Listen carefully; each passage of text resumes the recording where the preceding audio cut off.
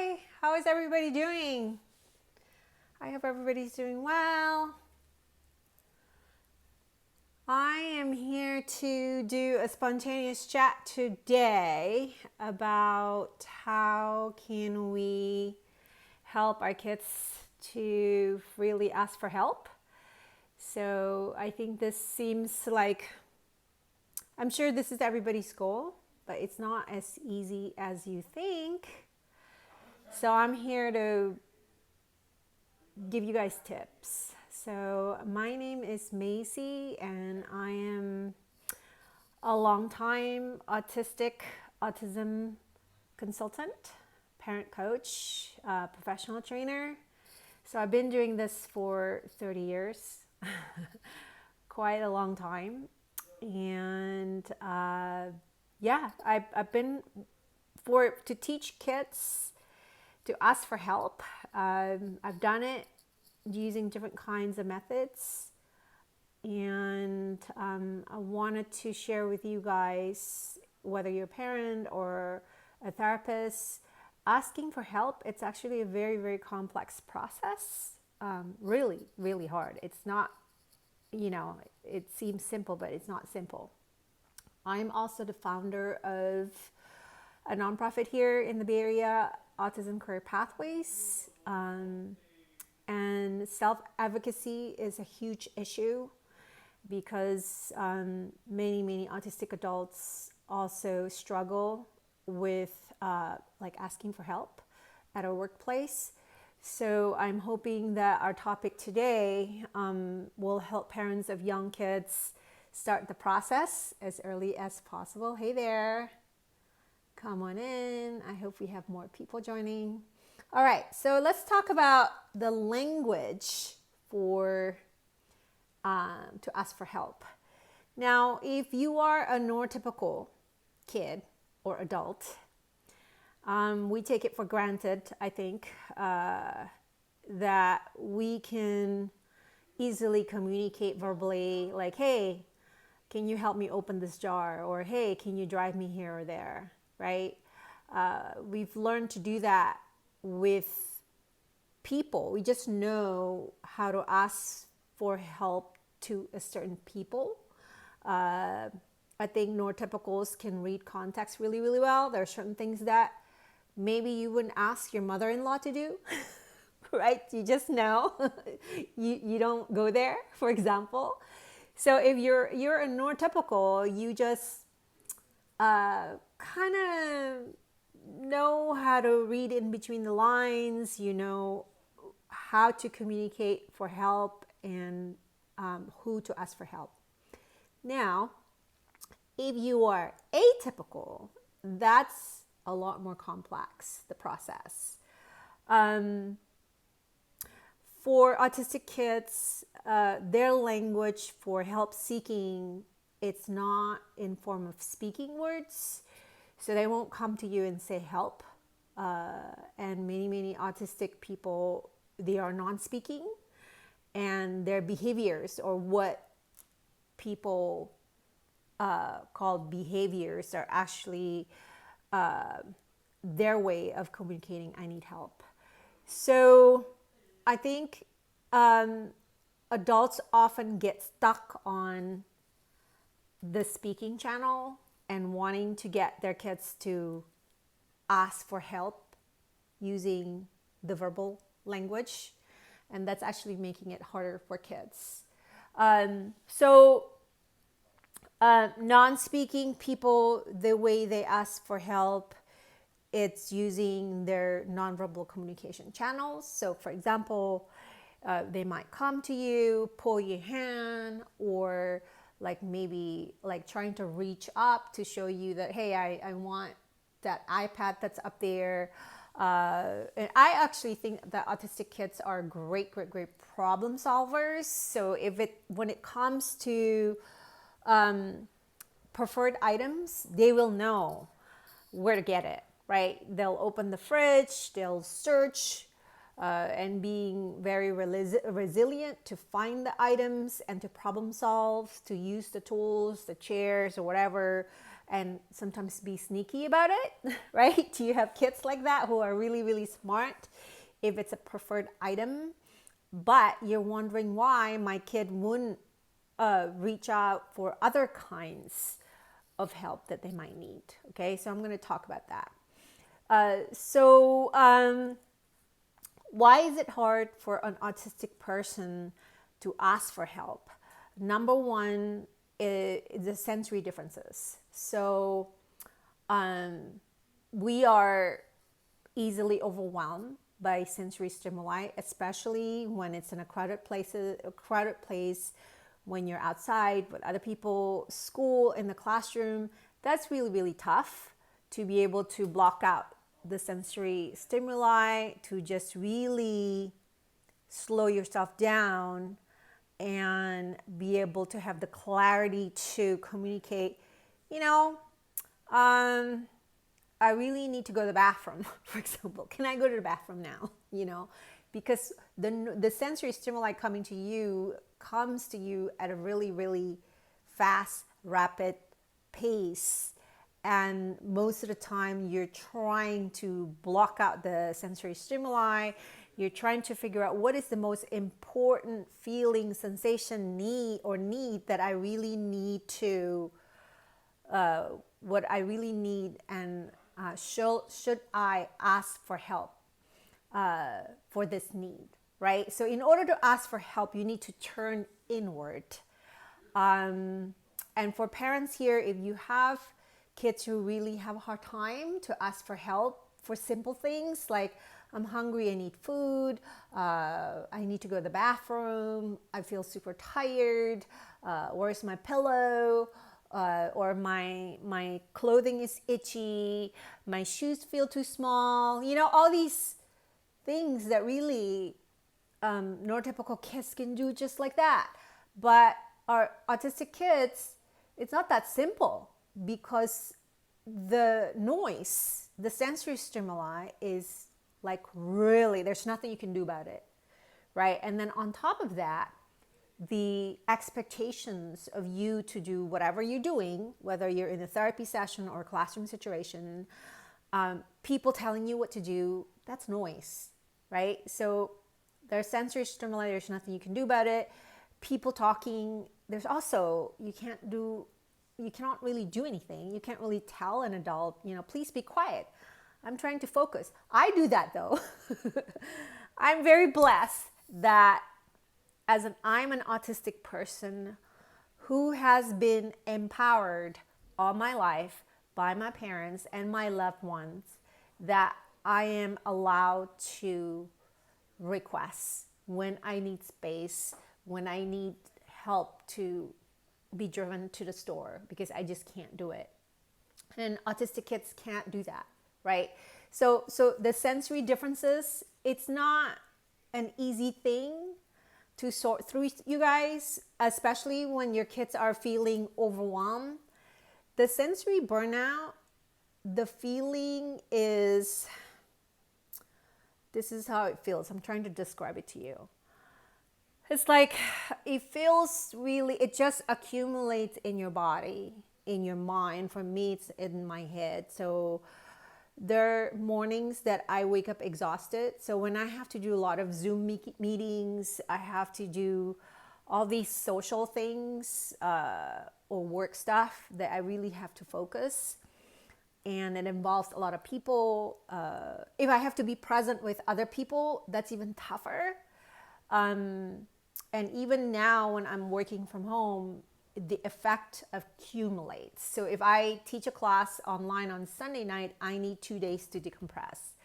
And a lot of us have other co-occurring conditions and feeling pain in our joints. I get a lot of migraines that's like 24/7, like 4 weeks, like 2 weeks. So your kids also, some of your kids, they have this effect from sensory accumulation of just sensory input. If you're really sensitive to sensory input, there's no valve that would just release it. It just stays in your body. And then you come to days where in the morning you're exhausted, right? And if for a little kid, you still have to go to school, go to therapy, and do all these things, and people wonder why you can't perform and recognize these cards that you did so well 2 weeks ago. The data is not showing that you have mastered this. It's not that we haven't mastered it or we don't remember it. It's just in the moment, we just don't have the clarity to be able to pull it out. Like, so that is really the truth. And that's why the sensory differences really affects our ability to even pinpoint specifically, I need help, and this is exactly what I need help with, right? Especially when your kids are just out and about, you know. And then a lot of kids, they feel very frustrated. It feels like they're trapped in their body. And it just, you know, the sensory input, that sense of feeling overwhelmed, feeling that I'm out of control, it feels like it's never ending, you guys. And that's why it's not that simple to be able to ask for help, right? So keep that in mind. And secondly, I think a lot of our kiddos have been conditioned to ask for help for very, very specific things. So this is really the downside of having so many people therapeutically in your child's life, where they actually don't know much about your child's like sensory needs and level of comfort, because these adults are not you, not this child's mommy, not this child's daddy, not this child's big brother, or, you know, and people who are actually winging it when they are with this client, and who would immediately, in the moment of like a tantrum or a sign of discomfort, they would just go back into a static, what do you want? Do you need help? Say, help. Say, help me. You know, and first of all, that's putting words into the child's mouth. And I think secondly, the bad thing is that you're teaching a little kid to ask for help, I think without context, and only for very, very, very specific thing, right? So a lot of our kids, you know, gosh, I hope people are not using food as a reward anymore. If you're doing that, whether you're therapists or parents here who have, you know, therapists who are still using food, please don't do that. Especially if your kids are already picky eaters, sensory eaters, that's a whole different subject. Don't use food as a carrot for your kid to ask for help. It's detrimental. It's so bad, because they're going to grow up thinking, I'm only allowed for help if I feel like eating a certain kind of food. And this is really why the stigma against neurodivergent people who are needing more complex support, non-speaking people, it's so high. You know, we really need to figure out a different way to empower our kids to be able to communicate help in so many different ways, you know. So when I was a little girl, I had a lot of like sensory like meltdown, and for me, I didn't really tantrum because I was one of those kids who I would mask really well. I would copy and mimic other people, but when it's a build up, I experience a build up, and then when I had to be in a crowded place, I literally would just feel like I couldn't breathe. Like I would faint actually. So whenever I'm in a close environment with a lot of other people, a lot of noise, so at church, at a flag ceremony, at a supermarket, later on at a pub, music, concert, on an airplane. One time I was driving, the world would just close in on me, and I would literally just pass out, you know. And then at that point, I didn't really know why, what triggered. I just didn't know, And I was excluded in many, many social situations because people would just assume, oh, she wouldn't be able to handle it, so just exclude her or let her sit down. And, I didn't know, right? I just thought that it's either way, it didn't feel good, you know. So the sensory processing difficulties, it's for real. Your kids are trying so hard to really figure out how to exist and function in this world. And every day, how it feels, it's different. Maybe some days it's a little bit easier. There are many, many days that even you're good enough is not going to meet the standard, your own standard of being able to do. Imagine if I've done this before, right? But today you just can't do it. It doesn't feel good, right? So how do we help our kids to really know that when I approach an adult, that adult is safe, is safety, that it doesn't matter how I approach and ask for help in my own language, it's okay, right? So signs coming from your kids, if you see them feeling emotional, they're asking for help. They're asking for sensory comforts. So as best as you can, especially for moms and dads, just gently redirect and provide that. So if you have kids who are very active, who just need to let their energy out, take them out. Some kids really need to just have that movement. Take them out, let them decompress. If they're coming home in tears, their face is red, and they can't tell you why. My son used to do this. He would just be in tears the moment he would get into a car, and I knew that something had happened at school, but he wouldn't be able to tell me about that, right? So don't push. Don't start asking a lot of questions when they're already showing you they're in such a high stress level. Just leave it alone, and just provide them with love and take them out for ice cream. Help them to decompress, because they don't have the words anyways to tell us exactly what happened, right?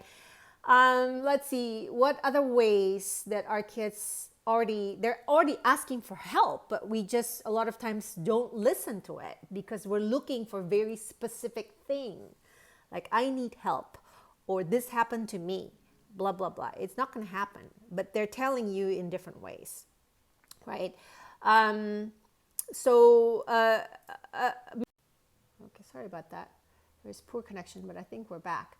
Yeah, so pay attention. Does your kid have different ways? Do you guys have any examples of how your kids might communicate I need help, but not in the spoken words, I need help. Hi, Linda. Yeah, so pictures would be helpful, I think. So for your kids who are needing more visuals, a lot of our kiddos, they can't organize their thoughts to come up with a story. But once they calm down, if they look at pictures or maybe you doodle together, they'll be able to go through that process and actually feel better. So you should join that process. I used to do that with my son. I would just wait until a couple of days later, and then I would sit down with him and to just together work backwards, like what happened at school. And I do the hard work, I do the drawing or the writing, and he would just tell me the stories, bits and pieces. Now, the other thing also for autistic people, you guys, because when we're really trying to do our best to sort through the sensory input, it's like this, bits and pieces, but never the big picture, right? So it's always that intense feeling of trying to figure things out and really not knowing which adult or people around us that we can really depend on. And it's always, the feeling is always we're just behind. And when we have like meltdowns in public places, or at home also, I think autistic people actually feel very embarrassed, right? So the traditional paradigm or the deficit model would always point the finger to the person saying, well, you are experiencing an inappropriate behavior, and we need to fix that. Everything is about fixing the behavior.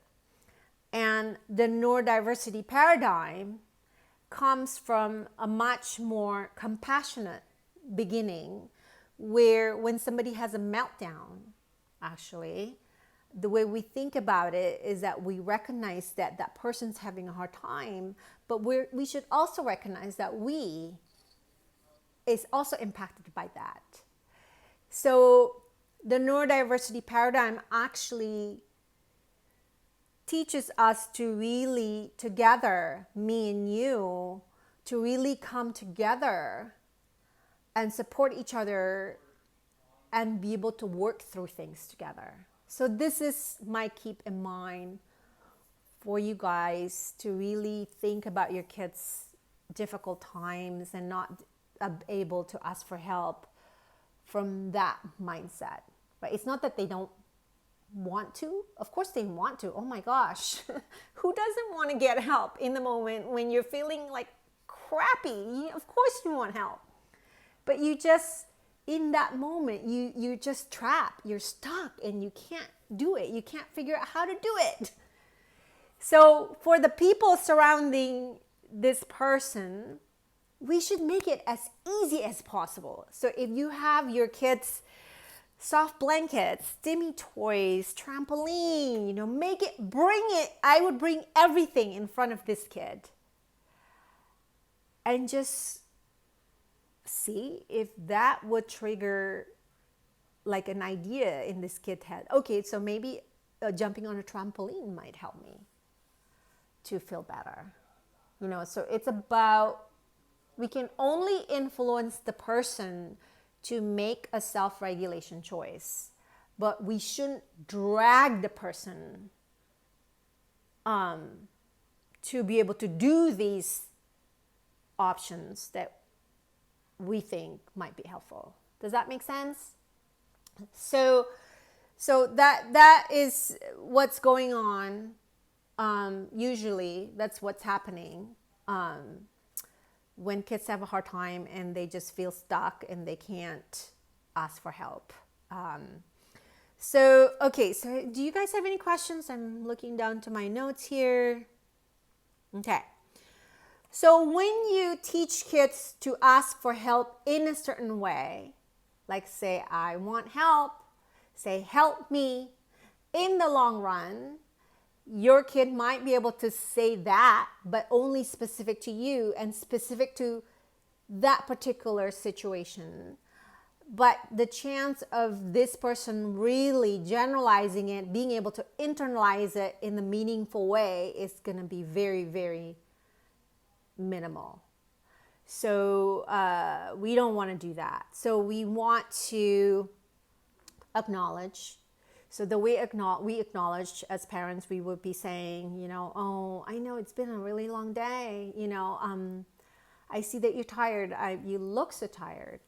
What can I do? and just stop talking. So when kids are so upset, they're not processing anyways, right? Really, they're not processing. So I think don't say too much. Don't come too close. And sometimes they don't know what they want because they seem like they want to climb into your lap and then they push you away. Definitely we are the ones who should read them the best way, and just follow their body language. So think about their body language. Their body language is actually telling us a lot.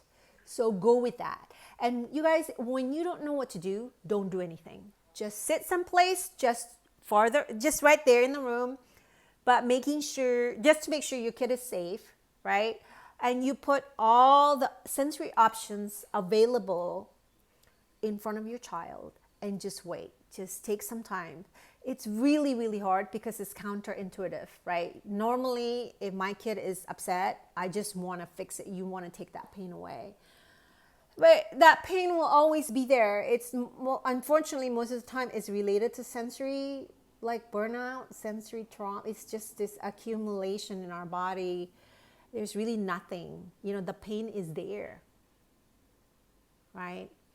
And let your child come to you. So once they're able to settle down a bit, if they come to you, then again, you just physically be there for them, and then that's it. Don't talk, don't do anything, rub their back.